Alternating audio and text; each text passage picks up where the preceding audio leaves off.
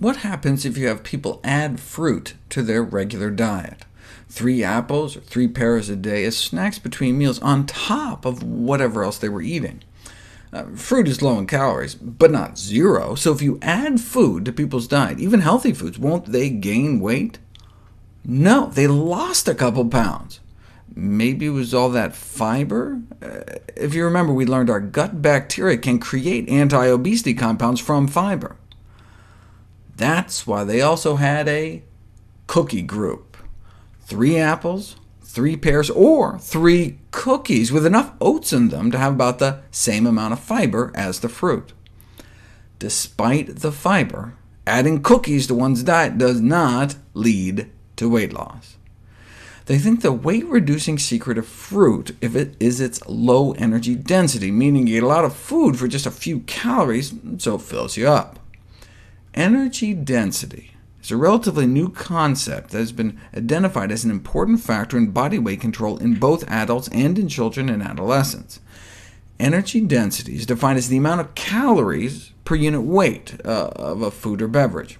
Water, for example, provides a significant amount of weight without adding calories. Fiber, too. Thus, foods high in fiber and water are generally lower in energy density.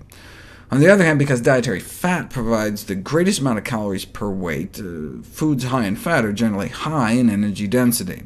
The CDC offers some examples of high-energy density foods are like bacon, lots of calories in a small package.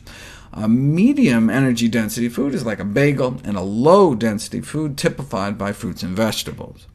In general, the lower the better, with 2 exceptions. Soda is heavy. So heavy that by energy density it looks less harmful than it is, and nuts have so much fat they appear less healthy than they are. Otherwise, though, the science supports a relationship between energy density and body weight, such that consuming diets lower in energy density may be an effective strategy for weight control. This is because people tend to eat a consistent weight of food, so when there's less calories per pound, calorie intake is reduced. A small drop in energy density can lead to a small drop in weight, and the greater the decrease in energy density, the greater the weight loss. Energy density can be reduced in a variety of ways, such as the addition of fruits and vegetables to recipes, or by lowering the fat or sugar content. And indeed, that's how we evolved, eating predominantly low-energy density foods, such as fruits, vegetables, plants, and tubers, starch-filled roots like sweet potatoes. The first study to emphasize how fruits and vegetables could affect energy density and food intake was conducted more than 30 years ago. Researchers were able to cut people's caloric intake nearly in half, from 3,000 calories a day down to 1,570, without cutting portions, just by substituting less calorie-dense foods, which means lots of fruits, vegetables, whole grains, and beans, compared to a high-energy density meal with lots of meat and sugar. Nearly half the calories, but they enjoyed the meals just as much. They tried this in Hawaii, putting people on a traditional Hawaiian diet with all the plant foods they could eat. Lost an average of 17 pounds in just 21 days, resulting in better cholesterol, triglycerides, blood sugars, and blood pressure.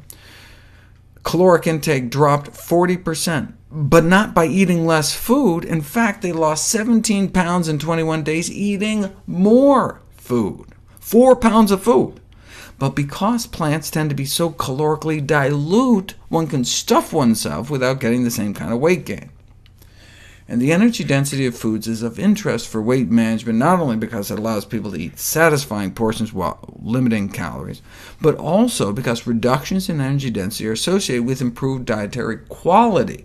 For example, lower energy-dense diets associated with lower risk of pancreatic cancer. Lower energy density foods tend to be healthier foods, so we get the best of both worlds.